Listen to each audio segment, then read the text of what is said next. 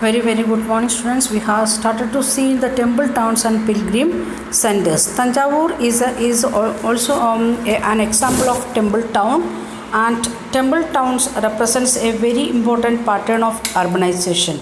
And urbanization means becoming the city or developed place. The process by which cities develop. Temples were often central to the economy and the society. Rulers built a temple to demonstrate their devotion to various deities, and they also endowed temples with grant of land, money to carry out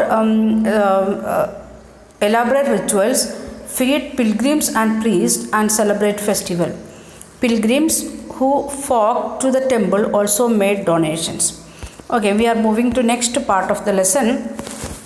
Temple authority used their wealth to finance trade and banking. Gradually, a large number of priests, workers, artisans, traders, etc., settled near the temple to cater to its needs and those of the pilgrims. Thus grew temple towns. The traders, artisans, they are settled down there itself. For what purpose? To look after or to give the service to the pilgrims. Slowly, the temple towns it developed. Towns emerged around temples such as of those of Bilaswim, Bilsa and Vidisha of Madhya Pradesh and Somanath in Gujarat, and other important temple towns include Kanchipuram and Madurai in Tamil Nadu and Tirupati in Andhra Pradesh. In all 8th century to 18th century, that time itself, all these places become the town because of the presence of temple, and the temple and the pilgrims and the other traders, they started to settle down there. Then pilgrimage centers also slowly developed into township. Vrindavan, Uttar Pradesh, and Tiruvannamalai, that is in Tamil Nadu, are examples of two such towns.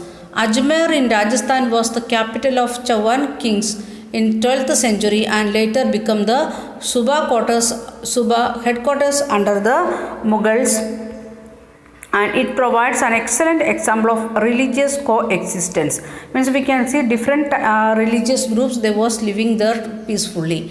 Kajwa Mainuddin Kisti and the celebrated Sufi saint, means that is the Muslim saint who settled there in 12th century, attracted devotees from all creeds, not only one religious, or those who are believing in Christianity or Jainism or Buddhism, all the people used to come to that particular Sufi.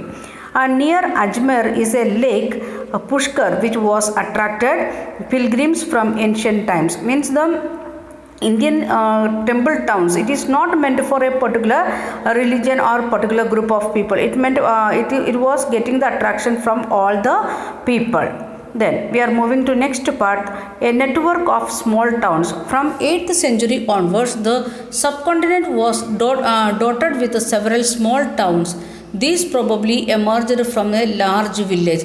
We can understand that if there is one small it is a small town, and here it is small town, then nearby that small other small towns we can see. This is the large town, and like this very closely they can reach, like that dotted towns are there, small towns are there, and it may be developed from the large villages.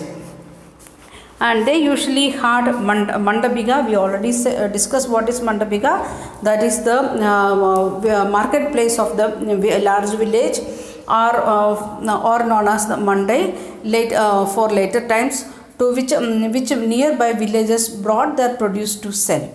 They also had market streets called Hath or of later times, lined with the shops. Now we are seeing the if you are going to the towns or in the village area itself, we can see the shops in a single line like that.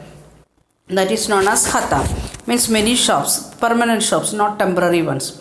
Then besides, there was a street or different kinds of artisans such as potters, oil pressers, sugar makers, story makers, smith, stone masons, etc. Each group they had a different street to produce or to exhibit the things what they produce. Others can come and see and they can purchase it. While some traders lived in the town, others traveled from town to town. Some people they were settled and they are living in that particular place only. But some people they was nomads. They are moving from one town to another one. Then many came from far and near to these towns to buy local articles and sell products of distant places like horses, salt, camber, saffron, betel nut, and spices like pepper.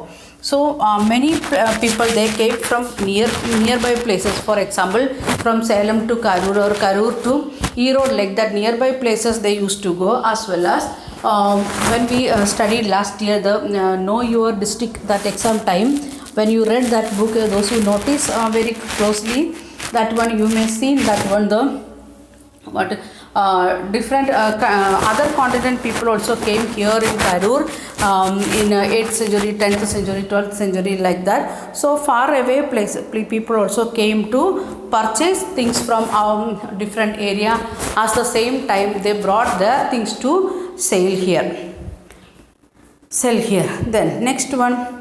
Usually the Samantha means the person who is collecting tax.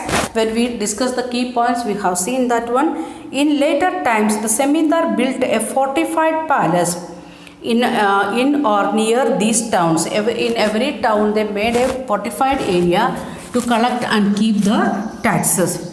They levied taxes on traders, artisans, and articles of trade, and sometimes donated and the right to collect these taxes of the to the local temples which has been built by themselves or by a rich merchant. And the taxes usually collected by the temple people, and the temple may be built by the Semindar they themselves, or some rich merchants they made and given that temple to Semindar, and that temple people also started to collect tax. Then these rites were recorded in inscriptions that have survived to this day. Means some of the in metal plate what all things they recorded, that things we find out, and we can see in the taxes on the market what all types taxes. The second part of that one, there were taxes on kine, sugar and jaggery, dyes, thread and cotton, on coconut, salt, coconut, butter, sesame oil, then and on cloth, like the different types of taxes was there. And last sentence, some of these taxes were collected in kind and while others were collected in cash. Both way they was collecting the tax. Okay, then we are moving to next part. Okay, we'll stop here and we'll continue in next video.